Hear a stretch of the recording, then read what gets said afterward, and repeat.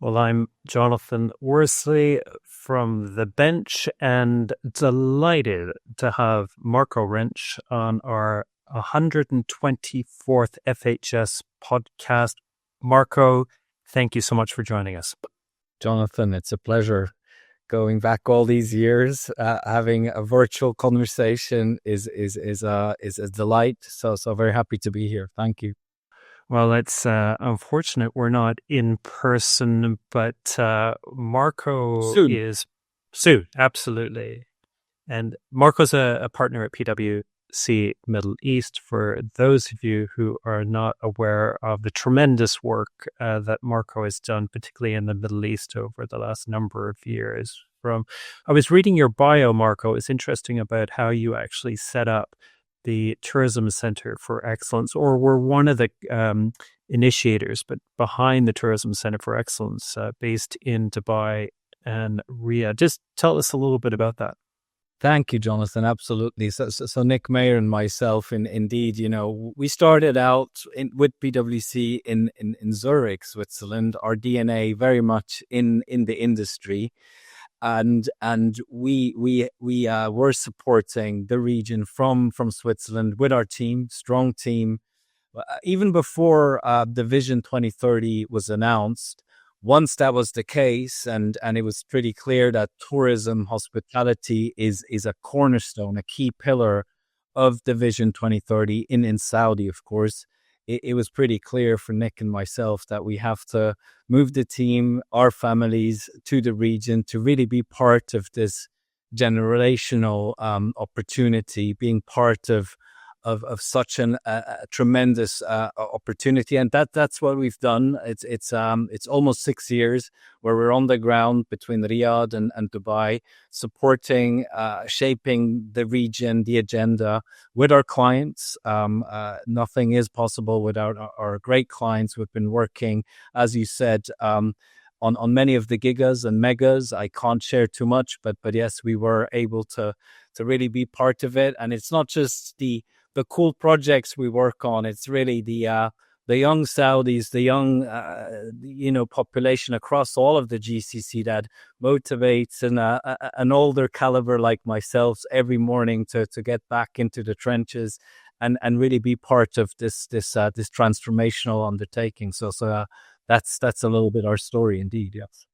Just picking up on the young Saudis, I noted that you went to EHL, but in your part-time, you mentor future talent. And actually, also, I enjoyed reading the fact that you enjoy cooking, photography, and triathlons.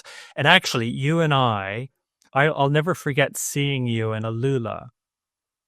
When I was driving into Alula with David Keane, we were just exploring at the time, and we saw you running, going for a jog around Alula. It was a great sight. It was one of my passions, indeed. Thinking a lot whilst running, but also swimming and biking. You mentioned, but you mentioned the cooking. I'm a trained chef at the outset. 30 years ago, I had the joy and pain too of going through a 3-year apprenticeship as a chef. And today, cooking is a social event, and I do that with the family, with friends, still very much. But yeah, it's the passions kind of come together, and in places like Alula is and seeing yourselves and David is a run I will never forget for my life. Absolutely, yes. What a breathtaking destination it is. Absolutely. It's quite extraordinary. It really is. Now, we're delighted to have you speaking on the future of hospitality concepts and operating models at FHS end of October. And actually, we've got a number of your colleagues speaking outside of the hospitality industry. We've got some of your colleagues speaking on AI and sustainability and human resources. So it's great to have so many speakers from PwC as we partner with you on this event as our education or thought leadership partner for this event.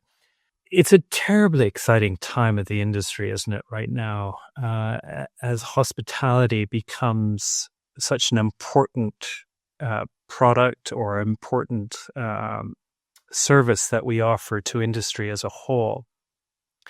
Can you just take us down the discussion of blended use developments and how our industry is expanding into other areas, from residential, retail, entertainment, etc.? With pleasure, Jonathan. Absolutely. And let me zoom out real quick before I indeed dive into what I would describe as sort of the core asset classes in what our clients and ourselves think about destinations per se, right?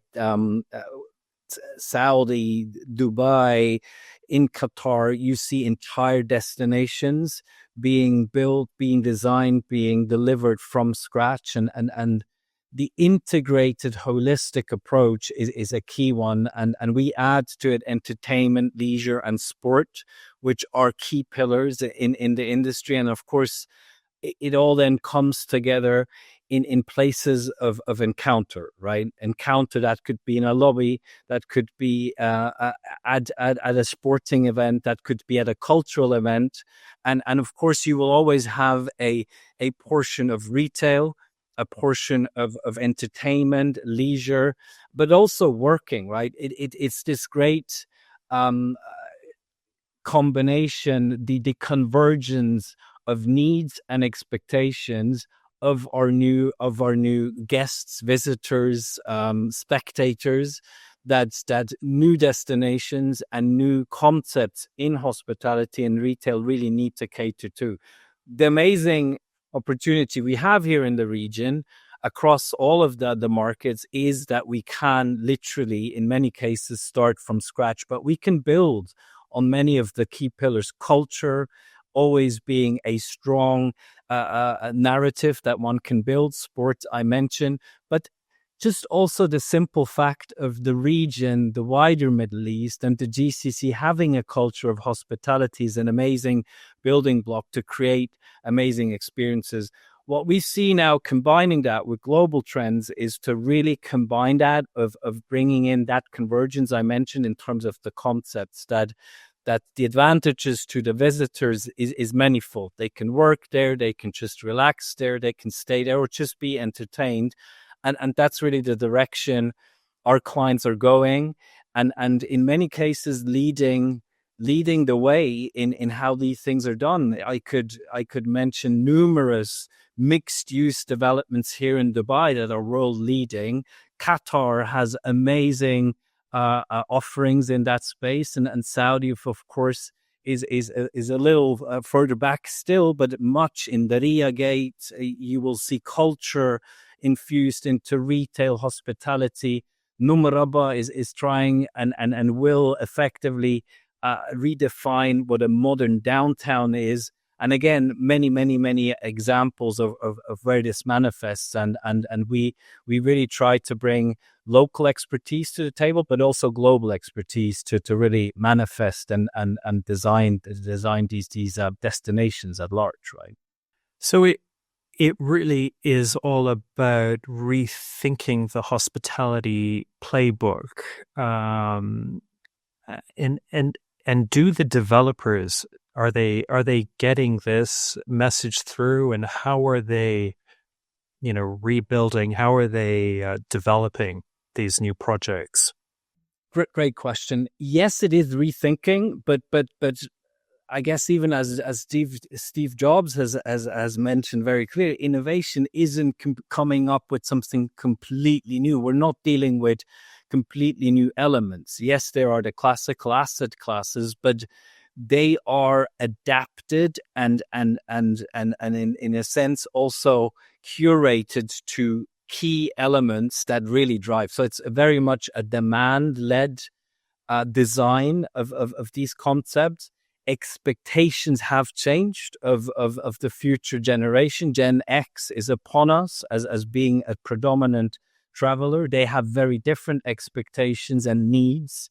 The digital element, the enabling of digital needs to be there. So it's not a rethinking, but it's a new combination of traditional asset classes very much aligned and supported with especially the technological element. I would always sort of like refer to high tech is the standard, absolutely, but we should not forget, and that's one of the key aspects that we're discovering is, yes, high tech, new generations have a high expectation and need, and one could say, of technology being there, being technology enabled, but the high touch element needs to be there in terms of the culture, in terms of places of encounter.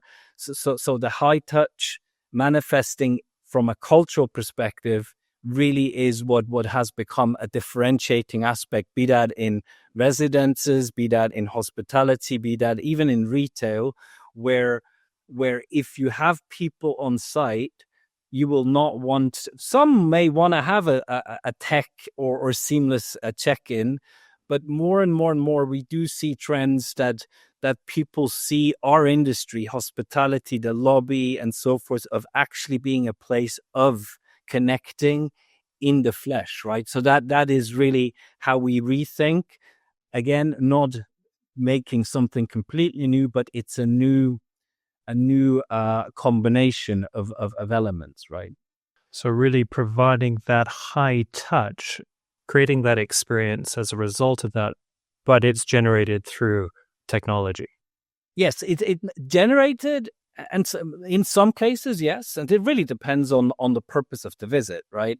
But in general, the most distinct, the differentiator is the one where technology is seamlessly with you. It enables you. It will allow for the hyper personalization in your booking during your stay and so forth. But that's not the defining factor. That you will build the loyalty at the end of the day. It is still down to people, right? And also the people, as in the people front line, they need to be properly enabled, right? We go as far as very, very quickly, your CRM, your customer relationship management tool, needs to enable you to a degree with technology that you instantaneously recognize Jonathan is here, and Jonathan wants this and that and none of this, and maybe he wants to be surprised, right? But it's delivered by a human that is enabled, empowered to really make a very, very high touch, differentiated experience, right? We do believe in this day and age, with all of technology and so forth, that element becomes a very, very important one people will seek, right? Yeah.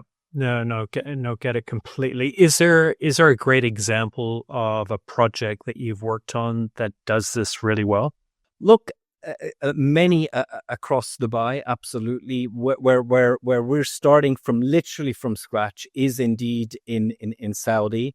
And what Numaraba Development Company is doing with the Mukab, again, I can't share too much, but at the end of the day, that's really going to be a vanguard and never to be seen, or certainly haven't, setting new standards in terms of hospitality destination, experience destination per se, right? Where the promise inside of the Mukab is literally to enter another world, and I'm sure that representatives of Numaraba will do a much better job in explaining that, and I'm sure you will have some of them at your event as well. That's definitely where we see the region setting new standards. I can pick other examples in Dubai. What you see, what Miral does in Abu Dhabi, now attracting a Disney, very much looking forward to how the Disney in Yas Island will come across, and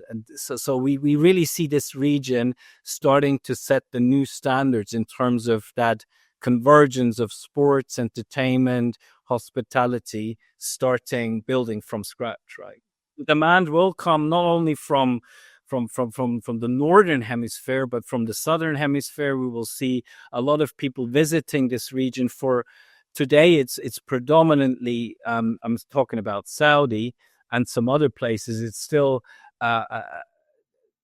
bar Dubai, of course, business, but we will see the cultural and the leisure entertainment segments visiting this region even more than what we've seen thus far, right? No, exactly. Yeah, there's certainly a lot happening.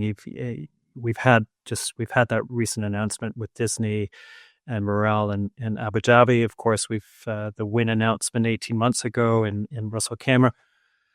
In terms of the innovative business models, we're seeing. I mean, we've launched into this space massively with our branded residences forum.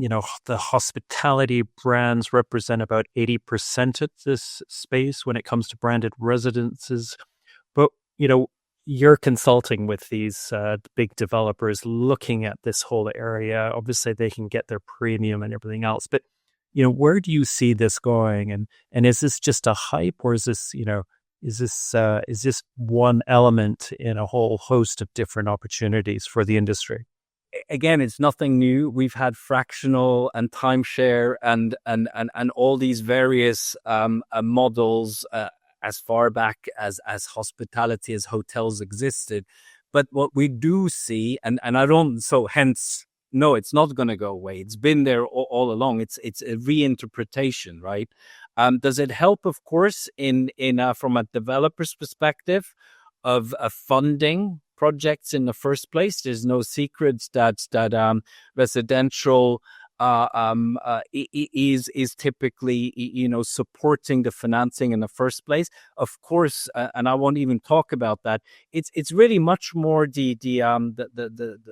the residential demand expects today in places like Dubai, and we will see that very quickly in Riyadh. There's a clear tendency in Riyadh and other key markets in the GCC where we will see what we've seen here thus far in Dubai, of that convergence where a residence buyer expects certain levels of service, right? And I don't think it's even these levels of service that they expect. It's much more also that element I alluded to before, the community of where they have places of encounter that are theirs. Be that in the lobby of the development of the concept per se, or be it at the spa element, the entire health and wellness at your doorstep, at your service is a key element of future generations to come. And that's really the big driver from a demand perspective, right? From the developer perspective, it's clear it helps to fund the hotel and the F&B. But from a demand perspective, it's the community and having much more services at your demand, at your convenience, that really drives the demand per se, right? So it's become a standard, right? The RIA has service department. Qiddiya will have its share too. Numuraba for sure, branded service, the entire spectrum we will see across a Saudi. You have it in Qatar, you have it in Dubai. That's really become the standard, yeah, in modern downtowns. And do you see that branded space also moving into the office market? The short answer is yes, absolutely. We've seen it really starting here in Dubai. We see a lot of developers also in Riyadh, very much looking at the co-working opportunity per se, and like I say, converging it, because you have to build, as a developer, you have to build so much capex intense back office and shell and core and so forth. You might as well bring in that modularity. So I do foresee the lobby of the future very much needs to be a co-working space, but also an entertainment space. What that means for operators is to think out of the box and stop the siloed kind of approach of like, no, we're only the hotel operator or we're only the office operator. The client, the guest, the visitor of today, he expects everything seamless at his convenience right there. And the lobby has always been a social working space, and it needs to be built out. So I do believe that the lobbies that in many cases actually sit idle, represent a huge opportunity for co-working, retail, absolutely, but much more adaptable, modular, and much more almost with a flavor of pop-up per se, right? That's where we're seeing the big opportunity for developers and for guests too, right? All comes down to the design, doesn't it? Because Yes. if you don't have that lobby area for the co-working space, or how does that work with your guests or your wellness center? Is that for non-residents as well as residents? You know, it's key to get the design correct. Absolutely. Look, we're not designers, but do we work in large projects a lot with the master planners, the designers, the architects, interior, and otherwise? Yes, we have to push the boundaries, and they are being pushed. There's many projects out there that really are redefining how certainly public spaces will look like and how they're being operated per se, right? Much more of a community approach to it in the operation. Possibly, yes, with levels of the guest doing much himself, but being integrated in the community. Of course, technology now plays a massive role here. The Internet of Things, cognitive buildings that are there as a standard from day one. Cognitive meaning they know Jonathan is here and will be able to display Minority Report style, right? Of like adjusting your surroundings, your ecosystem to your liking. That is gonna be a huge trend, and there is a lot of work that is being applied already, and finally just simply being able to not just put in a couple of dividers in a large ballroom, but have modularity in every way imaginable built into the space, make it properly multifunctional, right? And that shouldn't be the conference hall only. No, that's the lobby per se, that you can literally transform a lobby as such, right? But the technology, just as a conclude, technology does play a very, very significant role, not as the key experience, but augmenting, supporting, enabling the experience that is delivered. That is the future indeed. Well, it's interesting because we've got Musa Beidas, who's your partner and ideation lead, speaking on the human touch and how AI is going to personalize every step of the hospitality journey. And just this morning, we had confirmation from your colleague, Jessica, who's going to run an AI workshop. So give us some insights, because this is obviously a real focus for PwC when it comes to technology, AI. It's changing every day. What are you seeing at the moment? Absolutely. So clearly top of the agenda with our clients, top of the agenda with the guests, with the demand, right? The future generations, again, technology for them is a must. It needs to be there. It needs to be seamless. It needs to be integrated. Where we go above and beyond is in a number of ways, and certainly breaking it down at the front end, but also at the back end. We are laggards in the industry. We've always been. There's still too much or too little automation. So that's where AI will definitely play a very, very large scale automation of processes to be much more efficient, effective, and liberate. One could even say budget to be even more front-facing, interacting, right? So that's an area Musa and the team will address heavily. We can go into distribution, the whole marketing aspect. That's where we do see AI per se is going to be together. By the way, think of AI as being almost the next generation in terms of distribution, not coming through the OTAs or social media, which is the case now. You get your advertisements on social media. No, in the future, very likely you will book direct through your chat, right? As in chat GPT and so forth. So that's where AI will play a very significant role, kind of at the back end. So this is your sales and marketing. And then at the front end, as in what the consumer, the guest really experiences, I said it before, it's this mass hyper personalization that can manifest with technology, and AI with predictive analytics will effectively suggest, Jonathan, last time you had such and such experience, we know you because you allowed, of course, as always is the presumption, you allowed your data to be captured. Let me curate for you this and this experience and so forth. So it'll be quite exciting times for us ahead. Musa and Jessica and the entire team at PwC are working extensively with our clients on all of these elements.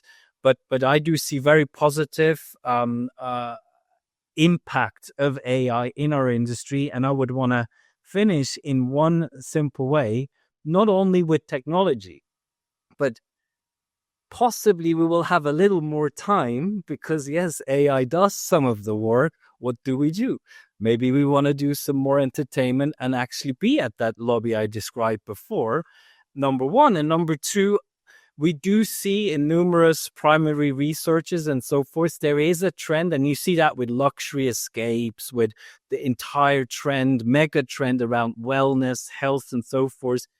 There is a bit of a trend of also decoupling from all of this internet and AI and so forth, and seeking, again, that place of encounter in-person encounter. So that also represents a huge opportunity for our industry to be very relevant, because we're speaking virtually now.